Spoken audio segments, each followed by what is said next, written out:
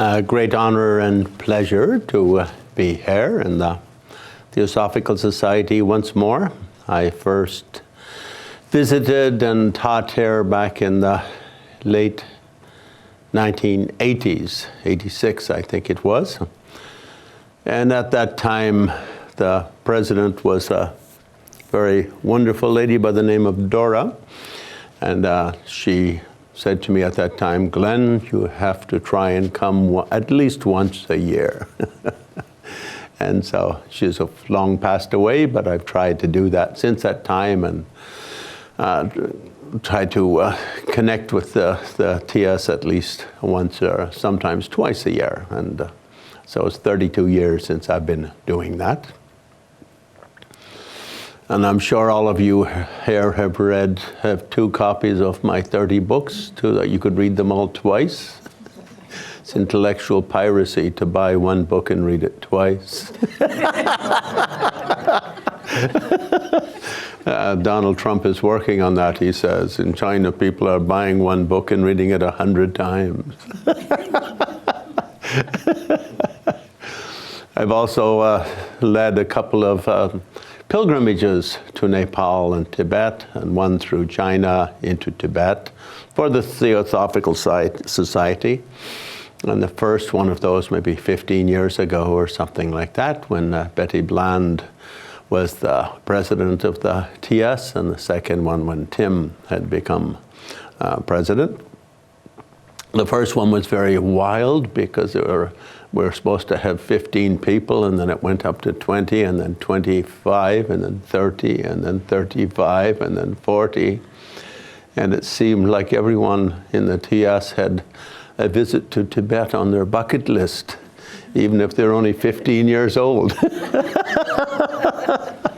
So it's not easy at 15,000 feet, keeping 40 or 45 people all together and healthy and happy and all of that sort of thing. But it was very, very wonderful adventure.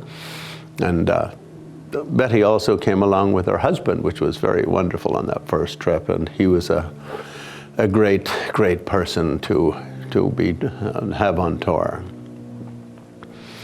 I've led one for the TS to Mongolia a few years ago, a small group. And one of the Theosophical Society guys who had greater athletic imagination than athletic abilities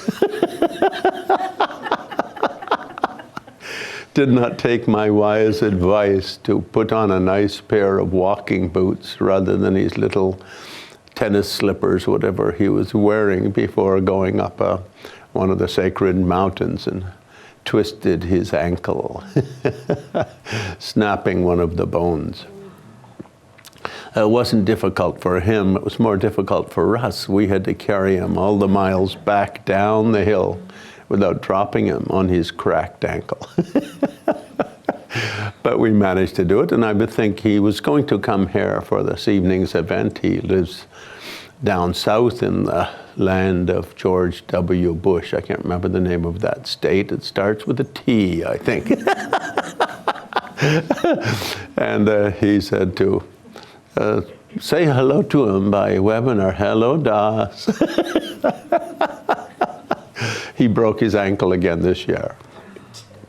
I think it's probably his karmic connection with me, that he's one of those people who's always doing too many things and doesn't take off enough quality time to just be by himself sitting quietly. There's nothing like a broken leg or ankle to give you some meditation time.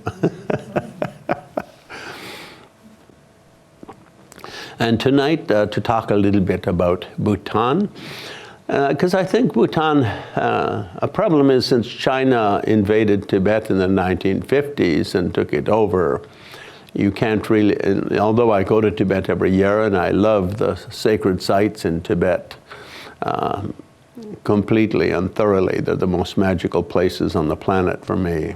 Anytime you get above 13,000 feet, life picks up.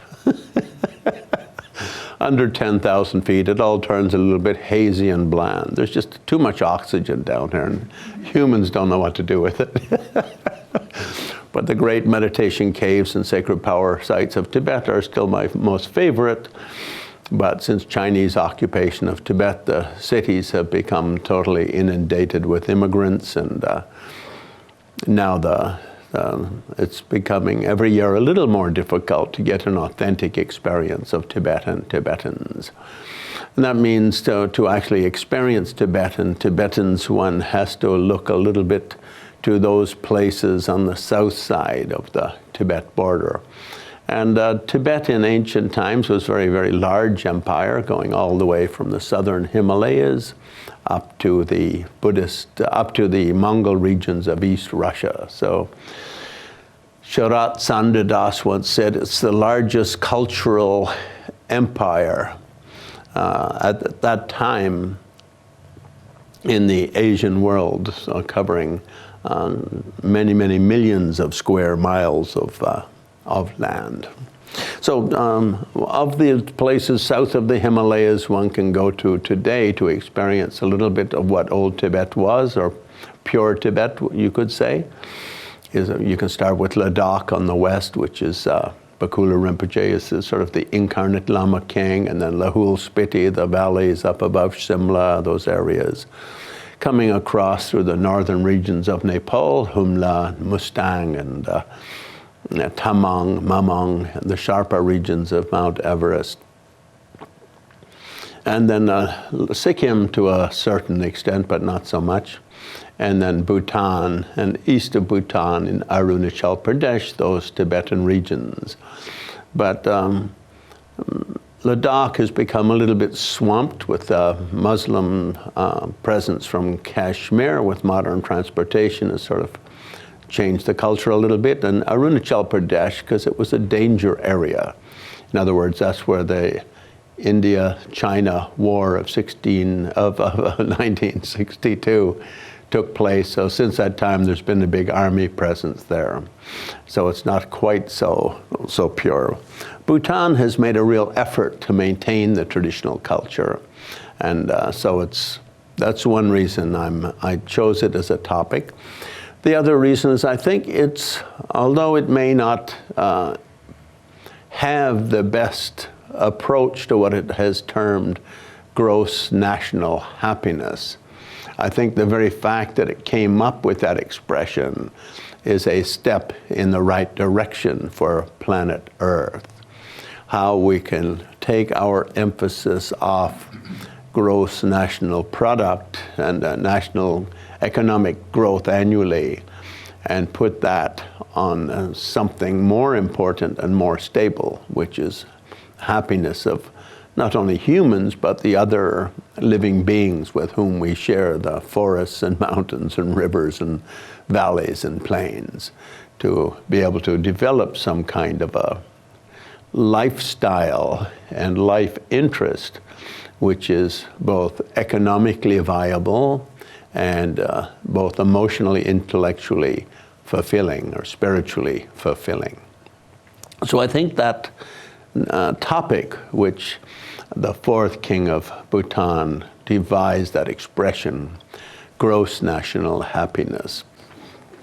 The painting at the top is a fresco in one of or a mural in one of the temples in Bhutan, and it really shows Bhutan's kind of spiritual identity, if you will. It's formally a Buddhist country. There's very few countries that are formally Buddhist. Mongolia, after independence from communism in 1990, wanted to call themselves a Buddhist country because 90% of the population is Buddhist.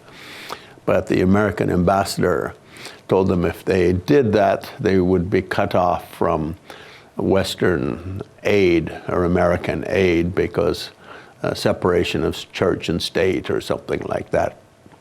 I think that was a bad decision because all America was giving them was $150 million. And these days, Trump spends that on a weekend on his golf course. So. Excuse me, President Trump, the good Donald Trump. The good Donald Trump. So at this center, the Buddha symbolizing that. And of all the schools of Tibetan Buddhism, Bhutan focuses or mostly identifies with two, or officially declares itself as a patron of two schools. On the left, symbolized by the first Lama king of Bhutan, the Shabdrung Ngawang Namgyal. It's very difficult to say Ngawang, isn't it? Can you say Ngawang? Not Nawang, Ngawang. Namgyal, who became Lama king of Bhutan, roughly 1634 or so on, something like that. And of the dozen or so Kargyupa schools of Tibetan Buddhism, he's from the Drukpa school, Drukpa Kargyu. And Drukpa means dragon, and hence, and he, after becoming Lama king, he renamed Bhutan Dragonland, Drukyul. Which, so long as a dragon isn't chasing you or biting you, it's kind of a nice, as long as it's kind of a Puff the Friendly Dragon, it's a nice name. And on the other side, on this side over here, let's see, I better find this little Padmasambhava, who actually came from the Swat Valley bordering Afghanistan and Pakistan in modern day life, but when in 750, when he was alive, that was part of the, it was its own little kingdom, the Swat Valley, known as Udayana, with its own king. And he traveled down to India, up to Nepal, achieved enlightenment in a cave in Nepal. And with the second Tibet trip, when we went in via Nepal, the TS trip, we always go to his enlightenment cave up in Parping, about an hour and a half from Kathmandu. But as well, and then he went to Tibet in 750 or so, and became probably the most important teacher in early Buddhism in Tibet. Often he's identified or called the founder of Nyingma Buddhism, but whether or not he was the founder is kind of an historical question, because Buddhism had become the national religion 100 years earlier, but his influence was very, very pervasive. So those two are the schools that Bhutan mostly follows, and they're both kind of wild and woolly schools, you could say. Some Tibetan schools are a little bit more conservative, and others are a little bit more wild and woolly. They're on the wild and woolly side. Oh, and this photo at the bottom left of myself in front of Taksang, that's probably become the main symbol of Bhutan internationally. Whenever Bhutan puts an ad in any magazine or the tourist agency does any kind of a expression at all, they always like a photo of Taksang. Usually they don't put my picture in it, but that's, you know, if they can afford it, it's okay. I may give them permission. I just want to, so when we look for Bhutan, this is it here. So compared to the size of India, rather small. And if we look over to the right, Bhutan under Tibet, roughly a third of the size of Nepal. And at the bottom here, this is sort of what it looks like broken into the various states or provinces. So it's this part up north here borders Tibet, and for many, many centuries was a kind of a no man's land. Up on the top right here is a very sacred mountain called Sari, which is considered one of the three most sacred mountains of all the Himalayas from east to west. And unfortunately, it's very difficult to get a permit to do a pilgrimage there, because a third of it is in India, a third of it is in Tibet, and a third of it is in Bhutan. And there's no official border crossing up there.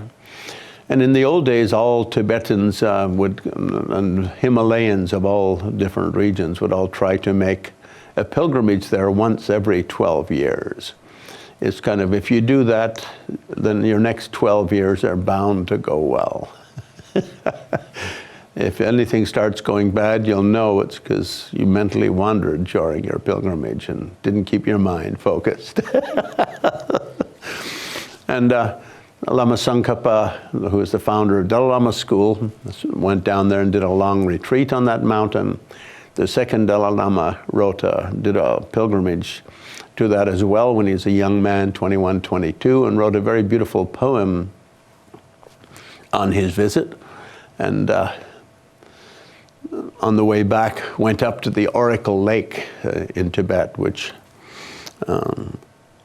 is also one of my favorite pilgrimage places in Tibet when one can get a permit to go there. It's my favorite place even when one cannot get a permit, but it only practically favorite in a practical sense when one can get a permit. One problem with Tibet since Chinese occupation is all things have to go, applications have to go through the secret police in Lhasa. And so then and the way the central Chinese government works is if anything goes wrong, the guy at the top always gets his head cut off. There should always be a scapegoat. I don't know if you remember, but 4 or 5 years ago, there was a sort of a scandal with Chinese toys. And 4 or 5 American kids died of lead poisoning. In China, if you go into a Walmart or a Target or almost any store, I noticed even like some of the best tool shops make their tools in China these days. So their export is just monumentally huge. Anyway, after the couple of kids died from chewing on wooden toys with lead paint, then the government took the fellow in charge of quality control for all manufacturing in the whole country, took him out and shot him.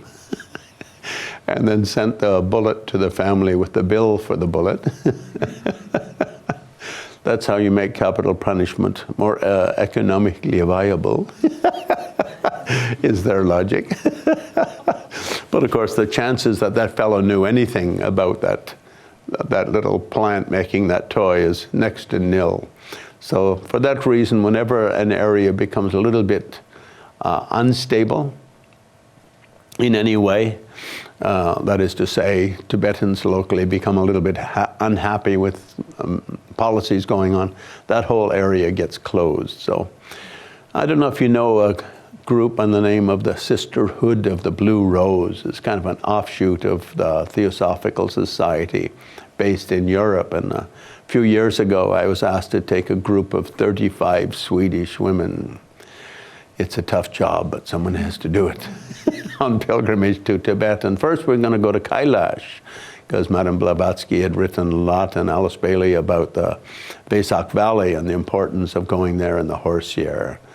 And we were a month before going, that was shut down, and then the authorities said, but you can go to the Oracle Lake, and they all said, okay. And then when we got to Nepal, they canceled our Oracle Lake. And they said, but you can go to Ganden Monastery.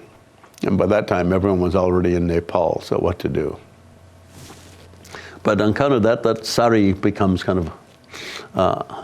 so I wanted to put this is the Chinese side of the border, the Tibet side of the border, as a couple of Chinese soldiers look down on the India and Bhutan border. And one problem up there right now, and there's been some talk about it in recent years, is that in ancient times, I mean up until 1900 or so, all borders in Asia tended to be soft borders. And the British colonists preferred to have solid borders or strong borders. And so one of the British officers said, there's no way to rule a country unless you can define its borders. And so they had a map maker, a fellow by the name of McMahon, draw up the maps of the countries of Asia. And the British always did this on a kind of a practical way. Like, you give up 100 miles if on this side of things you can defend it much better. And you'll move it 50 miles the other side if defending it from that side is better. So that McMahon line has been a big problem, led to the war between India and China in 1962. And last year, the King of China, Xi, announced that he wanted to take back those parts of Bhutan and India, which are uncontested parts of the land. And this is sort of the problem with modern map making, I think. In the old days, most countries had what they called a kind of a no man's land between the hard borders. And on that side, you didn't pay taxes to either side. And nobody should interfere politically in those regions. And that made it much safer for everyone. So in the old days, if you went in Tibet, you didn't meet like army or this kind of defense situation, just a few government workers to look at your passport, your stamp, your travel documents. Paro, the only international airport in Bhutan, is said to be the most dangerous airport in the world, but it's got one of the best records, very, very few crashes, because they only allow only 13 pilots are licensed to fly in and out of Paro. Otherwise, because the approach to it is very difficult with high mountains all around and fairly strong winds. But it's a very beautiful entrance into the valley, because you sweep to one mountain, it seems like you're going right into it, and then they pull this way, and they come back toward another one, and it looked like you're going into it, and then onto this one. Then you sweep, and then you sort of come down and land.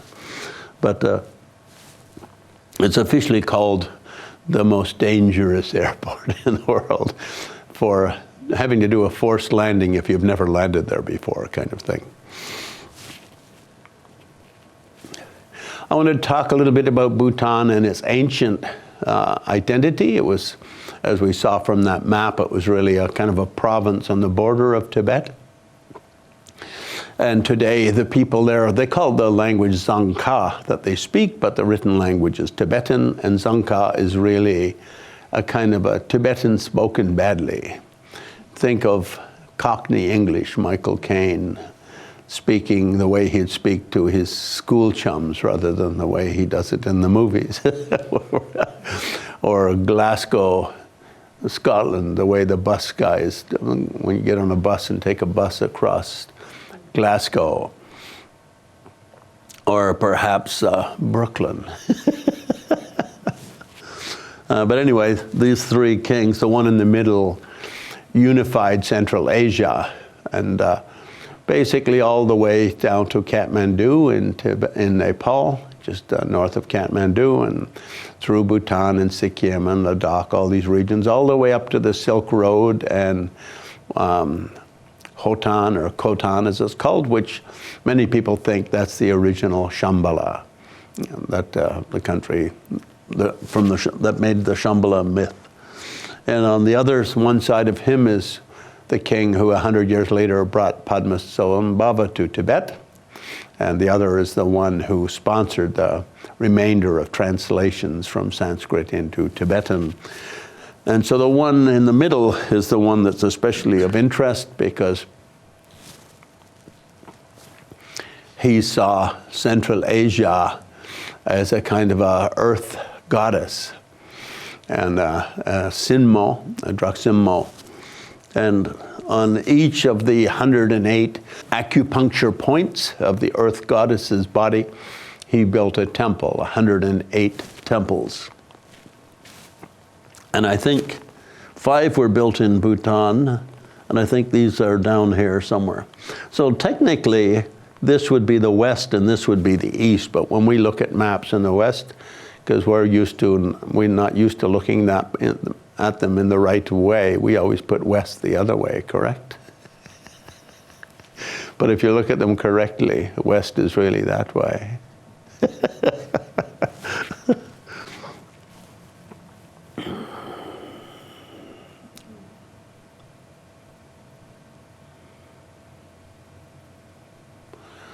Mongolia does something like that as well, where the left is, what is it? The right side is also left. So you don't know what they'll say, like turn right or left. You won't know if they mean north or south, because they'll just say right or left, turn right or left. And well, we don't put it like that, so then we have to think right or left. And those 108 temples were built basically between about 620 and 650, 620 and 650. So at that time, the Tibetan language was established, and from that time until today has remained the written script largely the same. And that king basically had 25 of his great scholars devise a script based on Magadhi Sanskrit, Central Indian Sanskrit, that would facilitate the translation of Indian texts into Tibetan language. And of the three kings, the other one, the one who brought Padmasambhava is the one who, in I think it was 793 perhaps, made the rule that no texts on Buddhism were to be translated into Tibetan from any language except Sanskrit. So no second-hand translations. And that meant, from that time on, and he also banned the use of the Chinese script in Tibet. So as a result, Tibet from that time had a phonetic script like India, ka, ka, ga, nga, cha, cha, jan, ya, ta, ta, ta, na, rather than 50,000 little pictures to say, pass the salt, no thank you, pepper please.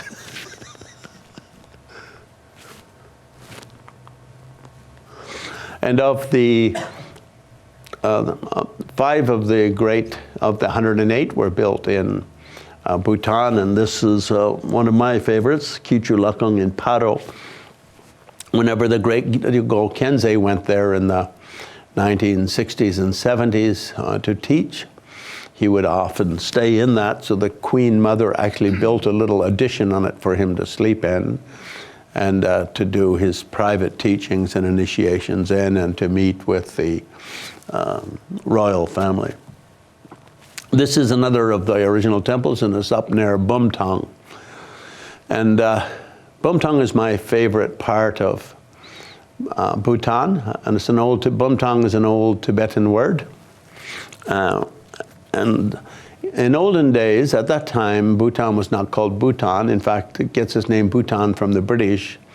It was called Lo Mun. Lo means south, and Mun was the name of a province of Tibet. So the south part of Mun province. Actually, the 6th Dalai Lama was born just east of modern-day Bhutan in the Mun capital of Sewang. And the 6th was the famous one who didn't become a monk and spent the rest of his life writing love poems. And therefore he's a lot of Americans' favorite Dalai Lama. Because we like Americans, I'm a Canadian, so I don't like him very much, but you Americans, you seem to like love poems. And I went there with a film crew maybe 3 years ago to make a film about this fellow here, Padmasambhava. And that's one of the Bhutanese statues of Padmasambhava. And the monk at this monastery had told us sort of an amazing tale of how Padmasambhava came there 100 years after it had been built. And basically the king of Sind had requested him to come up and be he had 2 15-year-old daughters, or 16, just about turned 16, and so they were of marrying age. But how to prepare your daughters for marriage is kind of a difficult subject. And perhaps the king was shy or something like that. So he invited Padmasambhava to sort of give the discussion on everything they should know in how to control a man.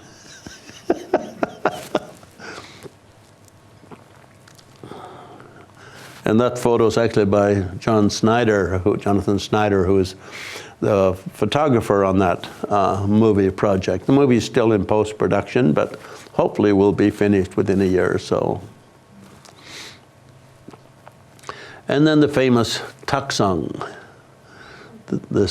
which these photos sort of show a little bit more the drama of the location. It's at about 10,000 feet, and when you start walking, you're at 4,000 feet, so 6,000 feet up over a period of about 5 miles or 4 miles, something like that. So a little bit of a stiff walk. But usually people make it okay. A few people don't make it down.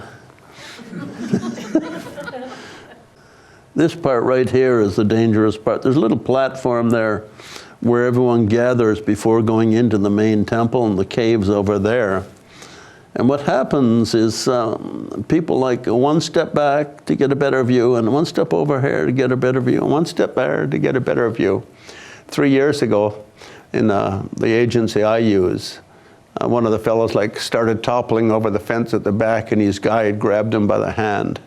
And Bhutanese are they're a little bit like Das. Their mental athleticism is bigger than their physical prowess. So he went over the edge with him, and they both went all the way down. But, it's a nice thing to have written on your tombstone, better than he slipped, on a banana peel while walking through the shopping mall in downtown, Paris. People die in the most ridiculous ways and have terrible things. We've got that expression, I wouldn't be caught dead in. So it's a nice way to go, I think. But to take the guide with him, I think, was not so good. I am taking a group there in the autumn, so any of you who are keen on coming along, please insure yourself, if you'd like, photographing from odd angles, and make me the beneficiary. And it's hard to see from here, but over up here is Yeshe Sogyal's cave, the Padmasambhava's sort of main female disciple in Tibet.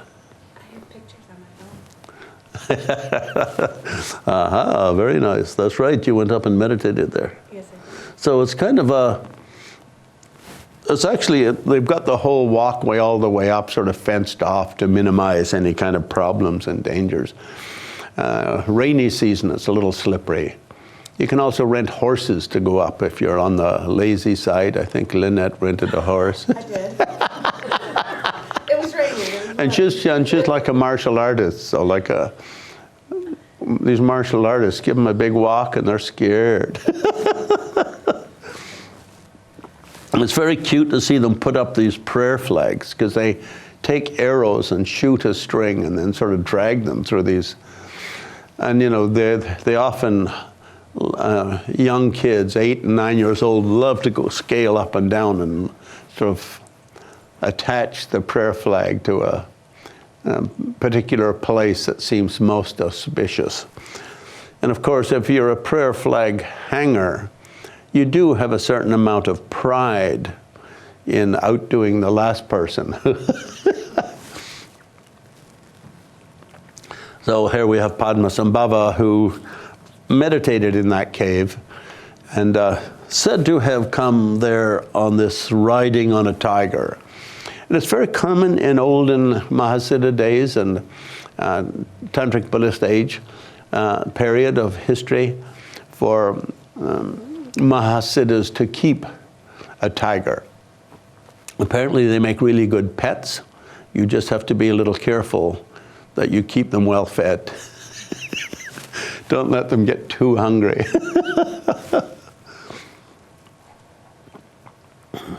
So he meditated in that cave for quite some time. And then later, on the right, Yeshe Sogyal, and this is a more kind of formal picture of her. So Tibetan Buddhism really coming from the Nyingmas, Yeshe Tsogyal becomes the main lineage organizer, the one who really took all of Padmasambhava's lineages and organized them in such a way that they lasted from then until today, those many centuries, from 750 or so down until today. And this is the cave. This is a more difficult cave to get to if it's raining, because these stones get very wet.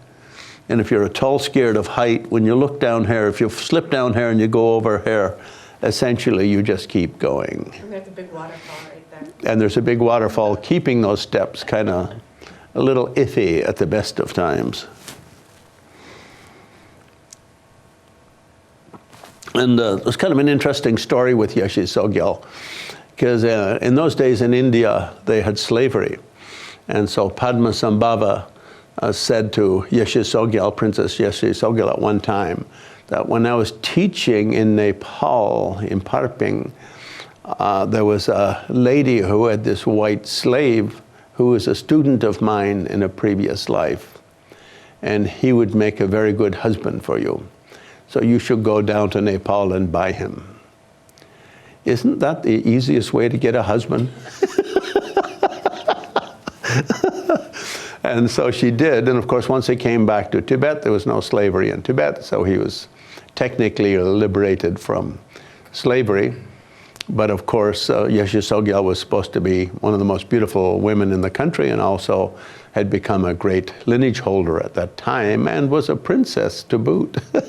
So when she did her long retreat here, he actually was the one who went and did his retreat there. And they both achieved great states of realization, and he became one of Padmasambhava's main tantric disciples in one of the mandala practices. A few years ago, Tuksang caught on fire, and there's a couple of, I was going to put up a photo of the fire, but then I thought that's inauspicious. But the big sort of fire shooting out the roofs of some of the buildings. That's a problem with butter lamps.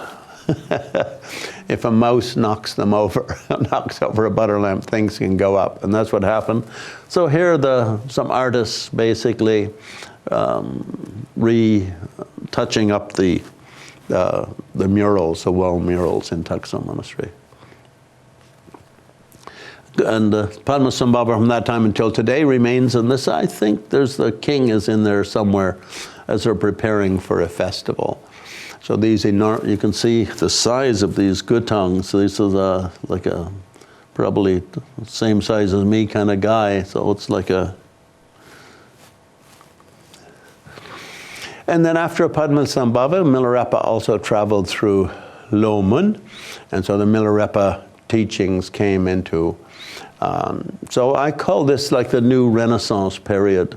The new schools started in Western Tibet, actually all the way over in Ladakh near the modern India, but spread through all of Central Asia, and with peoples like the early Sakya Lamas, the early Khargyu Lamas, Kadampa Lamas, and a whole kind of new wave. So there was kind of an 11th century Renaissance that gave rise to the kind of form that Buddhism took from then on.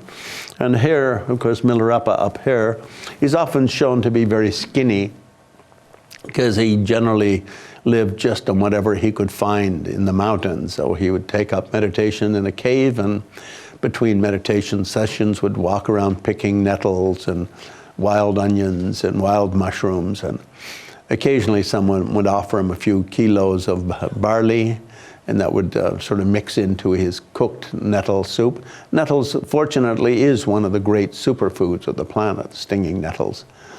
And there's a lot of them in Bhutan. But he didn't like Bhutan as much as the Bhutanese people talk about Bhutan as a paradise, because when he got there, the local people saw him meditating without moving for a couple of days and thought he must be a demon. And so they went over and hit him with a rock to wake him up, which it didn't. So then they were convinced he must be dreaming, so they set him on fire. And that didn't work. And so they took him and threw him in the river. And he still stayed in his meditation posture. And then he came out of the meditation posture after the river experience and said hello. And then, of course, they became patrons and disciples and all the rest. It's always nice to have that kind of challenging way of meeting your teacher, right? Hit him with a rock, throw him in a river, set him on fire. This kind of just, you're so holy, will you be my teacher thing is kind of a nice way of doing it, but doesn't always produce such dramatic stories. And on this side, the Sakyapas, that's actually Kublai Khan, became the conqueror of China and the great patron of Tibetan Buddhism throughout Asia. Until today, Buddhism in all of the Mongol regions of China, independent Mongolia, and Russia is still Tibetan Buddhism based on his period.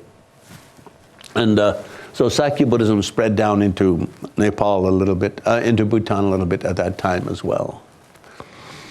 Then post-Renaissance, one of this great character, Tongteng Gyalpo, the king of the empty plains, as he's known.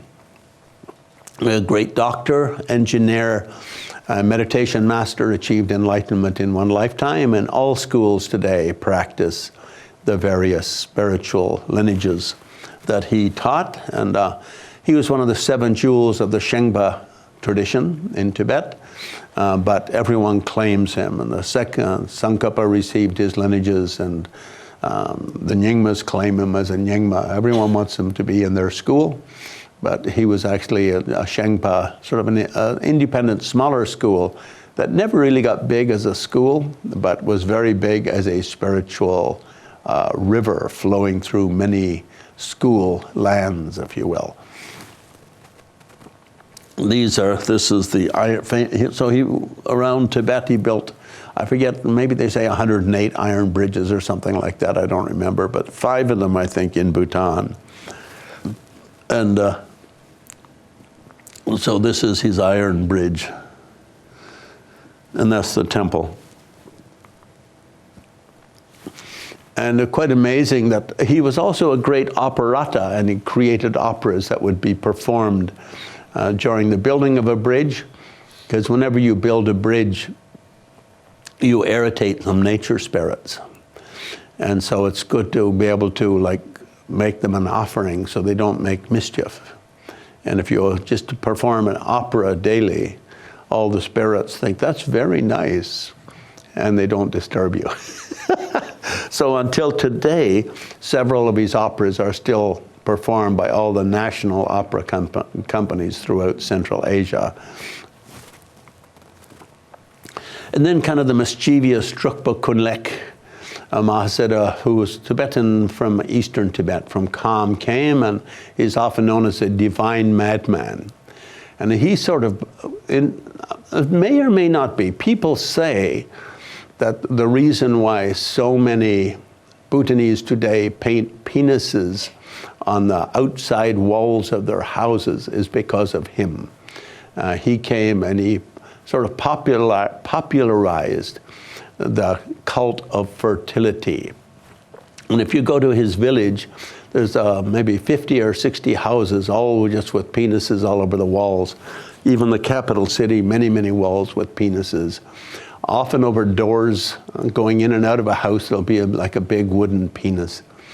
And in this particular village where his brother built a temple for him, that people who can't have difficulty having children go there, and through the blessing of Drupa Kunle, pray for a child and become pregnant. One of our guides, was Karma on our tour or the other tour? He was with us. So he mentioned that he had been married for 6 years and he and his wife couldn't have children. And so he went there and they've got like a big wooden penis they touched the lady's head with and the guy's head with, and then the bow and arrow that he used, and I think one of his boots as well, they sort of bang you with one of the boots. And then if you sneeze, you get pregnant. And at the end of it, the Lama took 2 pieces of paper and wrote the names of 2 children I think one male and one female, if I remember correctly, and said, you're going to have these 2 children. And within a couple of years, both children had been born, and one was male and one was female.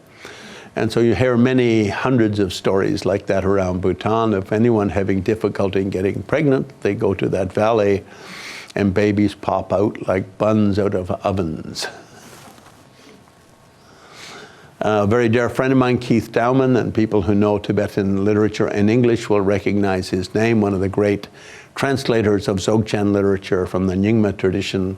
He did the life of Yeshe Sogyal and the Flight of the Garuda, many books on Dzogchen meditation, the sort of Zen of Tibet, I guess you would say.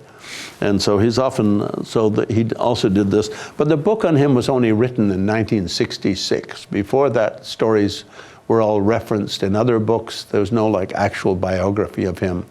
So the biography is a little screwy in that they have people meeting him who didn't live in his century, but nobody minds. Is that where the wild Buddhism comes in? Because celibacy, like the stories are that he wasn't celibate, that he was kind of free. I think in India, you know, if one wants to be a celibate monk, that's a personal lifestyle choice. And I don't think it's very often thought of as necessarily helping enlightenment. It helps with the preservation of the tradition of enlightenment, because you've got these men and women with time on their hands to, you know, take care of temples and print books and all that sort of stuff. But in terms of lifestyle, it's not necessarily beneficial for enlightenment. The Buddha once said, for those of the right mindset, precepts are a blessing, and for those of the different kind of mindset, they're a great burden. So having vows of celibacy when you're not that dispositioned person is a problem. And it's certainly a problem with every place on the planet, not just Catholics and not just Buddhists, but everywhere. So these are some of this is the main temple above, and here we have like monks studying out in the field. I don't know how many monks are part of that, but most temples in Bhutan only have 1 or 2 old monks, and the rest are kind of youngsters. This is in a different season, and all Tibetan monks like to play soccer. It's like the most popular monk sport. Give a Tibetan monastic abbot an SUV and he turns into a soccer mom. And these are the village below with all of the fertility symbols. But not only in that village, they're all over the country. And then they're Bhutan's most famous, I guess, independent master. The masters up until now who are shown all came from either Tibet or Buddhist India. Pema Lingpa here is very, very famous Bhutanese. Of course, at that time, Tibet, that part of Bhutan, one could say, was southern Tibet, but that's a kind of a political issue. One problem with Bhutan is you can't discuss politics because they're very shy to talk about their past, because China is so unpredictable on political issues. Like when I was teaching in Lithuania a few days ago, a few hundred years ago, Lithuania owned half of Poland, most of Ukraine, Latvia, Estonia. It was a huge, huge place. And today it's like hardly as big as a postage stamp. You have to like really squish to get through the airport doors. It's so small. So China likes to claim anything for modern China that ever had any connection to any part of the world that China has conquered in the last 500 years. And so Bhutan doesn't want to get caught up with that. So as a result, in terms of rhetoric, they're very shy to mention any connection with Tibet. Just by chance, the Tibetan king built 5 temples in Bhutan, and just by chance, they all read and write Tibetan, and just by chance.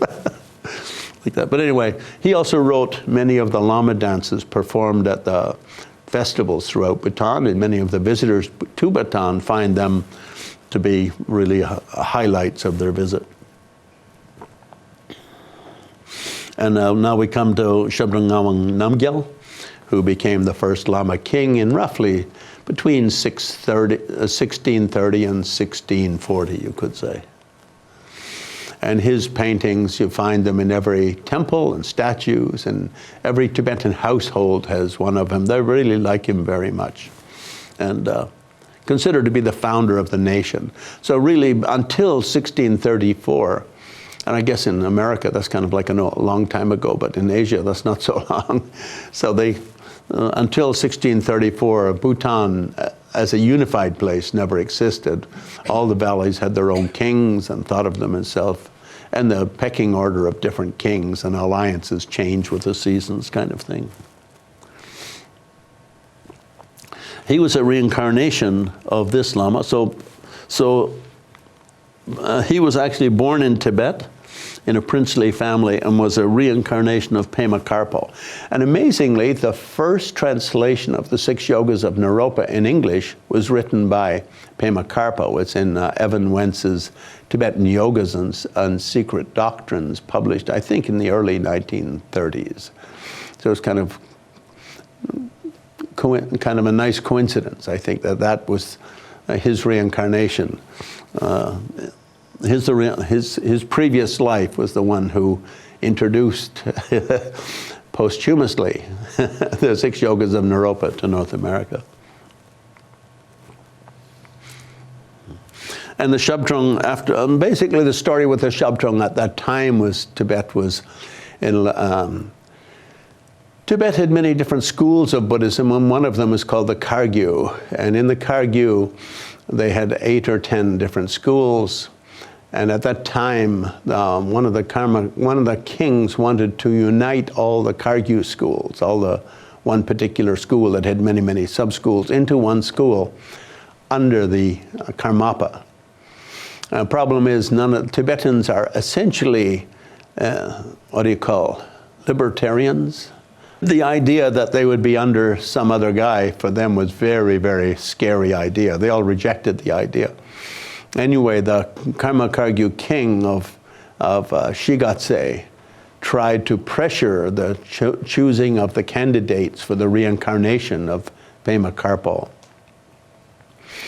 And it became quite dangerous. That king was quite warlike. For instance, some years earlier, he'd become a little bit irritated with the 4th Dalai Lama and had attacked Sera Monastery and killed 2,000 monks just because he was in a bad mood. So he was a little bit of a tough guy, sort of like an Obama, something like that, I guess. Is that the one I'm thinking of, let's say? One of those guys who lives down in Washington, anyway. And so then his family took him with a small army to protect him down to Bhutan.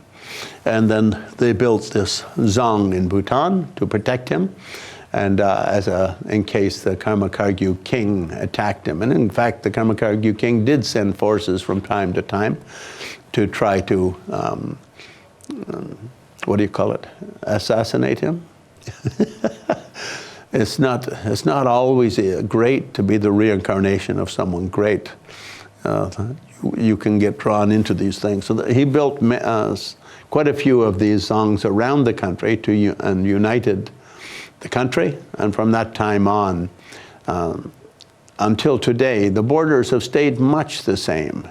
His reincarnation, so this is my favorite of all the zongs that he built, Punaka, and it's very wonderful. When we were there, they let us meditate in one of the Milarepa chapels, which has got all of the main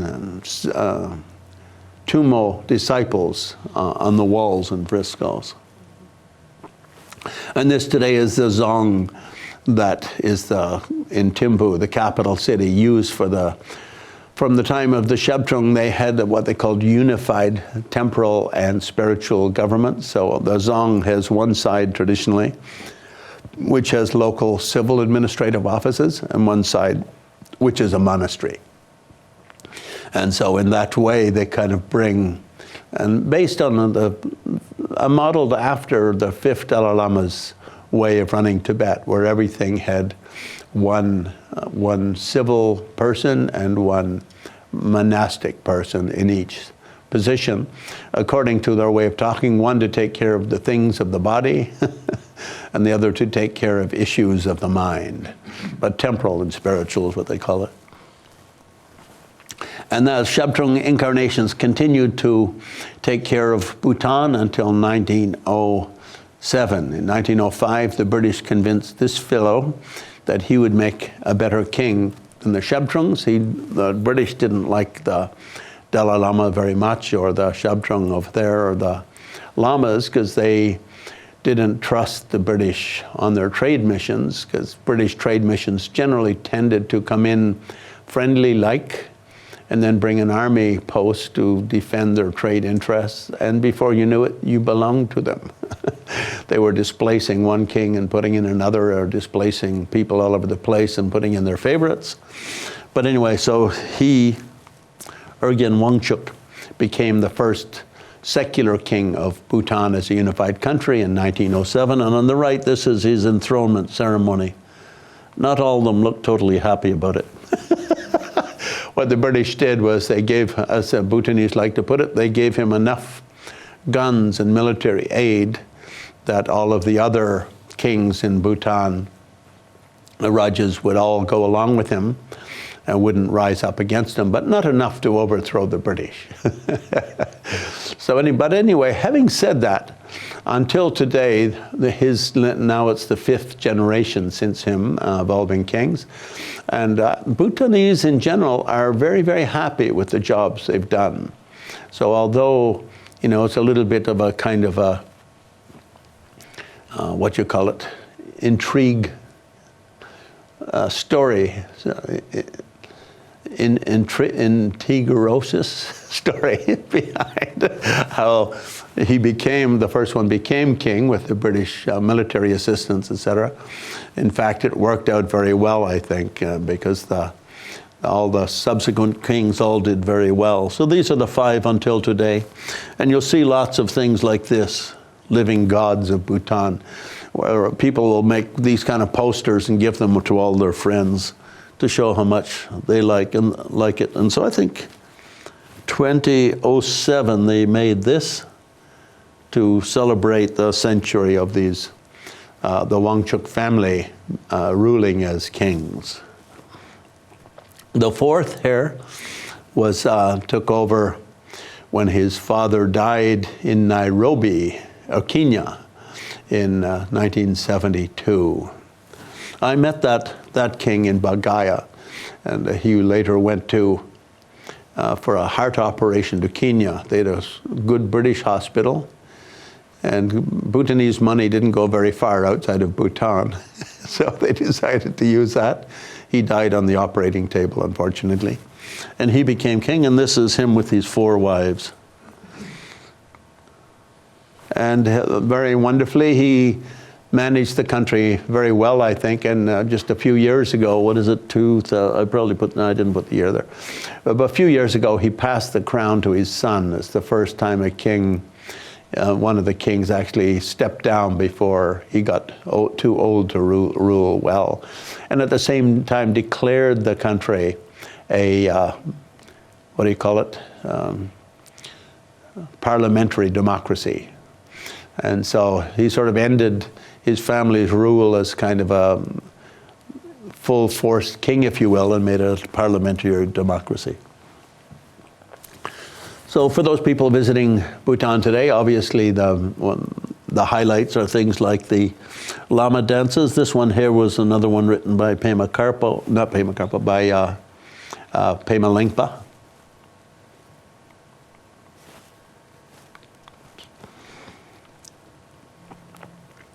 And this sort of rainbow healing dance, as it's often called.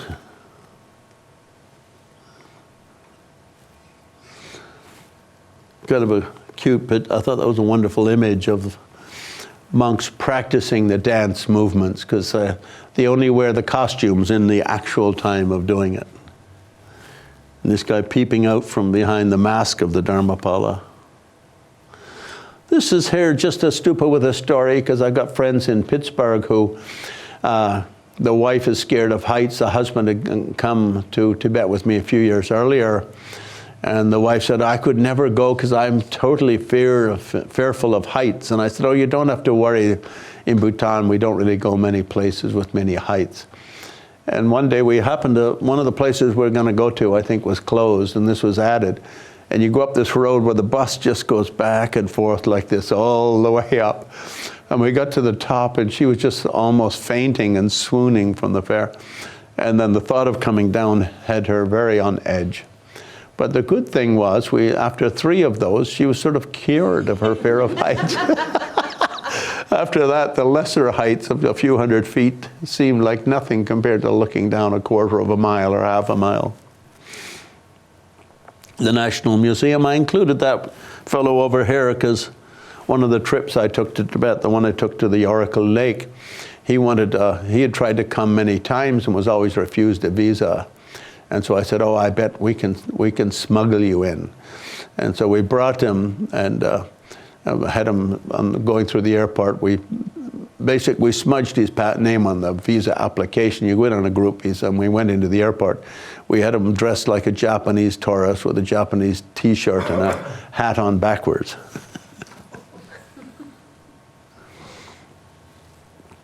And I just end the slideshow with a few and it's kind of nice that in all official government activities, Bhutanese still should dress in traditional dress. They can only wear like going to Disneyland kind of clothes when they're totally off anything to do with the government. And I think that's a nice policy. I'm big on school uniforms. Some people think it's restrictive and constrictive, but I think it takes the pressure off kids to wear $200 Nikes and polo tops and all this sort of thing. Everyone just gets one outfit, like it or lump it, and your individuality comes from your mind and your character, not by the dollars on your feet or on your shoulders. And it's just a wonderful kind of dress that the government still promotes. I think the wearing of traditional dress is sort of encouraged by the government, and I think that's a very wonderful thing. This big Buddha recently built is like humongous if you see the size of the little humanoids down here. Other Bhutanese are very short people, or that's a very big Buddha. And when we were there, the head of religion in Bhutan is officially called the J Kempo. That's him up there, and he was giving a 3-month transmission of all of the Kenjur, all of the 1,000 or so sutras and tantras taught by the Buddha. So there were maybe 10,000 people came for it, which in Bhutan's a lot. And they put up a tent at the other side of the big Buddha so you can't see it. And then a few of the animals. I thought there's always some people in the audience who don't like talk of history or spirituality or religion, but show them anything on furry thing on 4 legs and they get happy. So this is thrown in just for you. This boy way up here is the national animal of the country. And this is the national bird, the raven. So you see a lot of hotels and a lot of guest houses with the word raven in it or takim in it. And you know, you can meet all kinds of weirdos when you're walking around to the sacred places. And that's the last. A kind of a sunset look and a sunset feel. But anyway, when I go to Bhutan, the government has all kinds of little forums for sitting down and having crash courses on gross national happiness and how to go from gross national product to gross national happiness. And I don't know if intellectually or politically they have much of a grasp on the intricacies of that, trying to do that in a huge country. Bhutan's a very small country with less than 1 million people. And so it's quite easy to make 1 million people happy if you've got a nice valley and okay food and a few good TV stations and things like that. and you encourage them to meditate twice a day, then it's quite easy to be happy. But I think it's a bigger challenge, isn't it, in a place like Chicago? And by the way, I was watching a documentary on Chicago. Did you know that in 1830 there were only 1,000 European peoples here? In 1830, in 2 human lifespans, it's gone from that to what we see today. But to make gross national happiness a kind of an ideal in the human psyche is certainly a big challenge. But I think we are at that sort of point in history where gross national product and the idea of growth is a policy destined for disaster, can only be maintained through war and destruction and what would you call unnatural and unhelpful policies of maintaining high domestic product. For instance, one argument against letting half the people in prisons here out of prison, of the 2 million people in prisons, well over 1 million are totally nonviolent and just sort of persnickety little things. One big argument is when they're in prison, you're spending $50,000 a year or $60,000 a year. If you take them all out, that goes out of the domestic product. Your domestic product drops by 1 million times 60,000 immediately, just like that. And Governor Jerry Brown in California argued that, give $15,000 in welfare is better than spending $60,000, and it is from the spending side, but not from the GDP side. And so we've got all kinds of issues that nobody here wants to address with GDP. That I think it's very brave of the 4th King of Bhutan to bring that up as a discussion and push it as a discussion. It's obviously not going to find traction under the present administration in America. Because, well, for a number of reasons. I never said anything bad about the Donald because I used to park in his parking lot in New York for a couple of years, and once someone lets you do that in New York, you never say anything bad about them, even if they murder 3,000 people. No, what was it he said? Even if I walked down the street and shot someone. But anyway, the mood for that kind of discussion isn't really there right now, and America is in a state of war. And wartime is never a time for clear, meaningful discussion on economic policies. It's rather on how to win the war, and that just throws money in a whole different direction. But my own hope is that eventually that discussion will become part of the international dialogue on how to get the world out of the present direction it's headed, which is basically environmental catastrophe, social catastrophe, and military catastrophe. And I think all it takes really is a good thinker on both social and economic platforms who can look at our social structures and come up with something that would be marketable to the governments of the world. Anyway, I congratulate the 4th King on coming up with that as a term, and I hope it goes well for him. So I'm going to finish there, and usually we have a couple of moments for questions at the end and discussion. I read a book, actually 5 books about, I think it was Bhutan, years ago. It was this, let me get his name.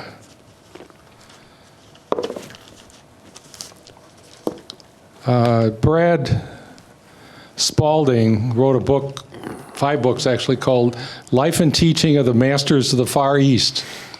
And he talked about meeting a spiritual master called Emil. Mm-hmm. And I'm just wondering if you ever ran across any talk about him or anything like that. I would have to look at the reference. I'd have to look at the actual reference. I'm not familiar with that book.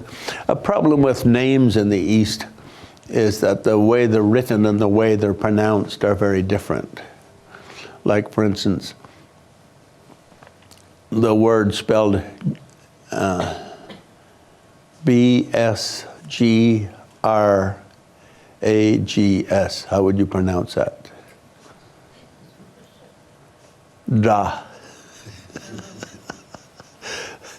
Because if you put a B and an S, B before the main letter and the S on top of it, it affects the sound a little bit. And if you put an R under a G, it becomes a da with a slight R in it. And the GS makes it open vowel, da, like that. So when you hear these names from Asia, you never know what they're actually referring to. I remember there was a famous thing like that with Madame Blavatsky, where there was some reference, I don't remember the actual word, one of the references, but it was to some lineage that she had received when she was living in the Himalayas in India.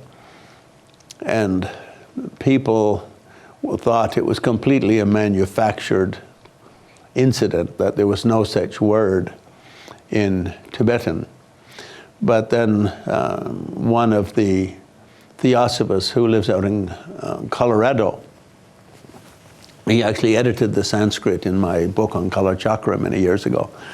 But he pointed out that the way she's saying it is based on the Tibetan word R-G-Y-U-D,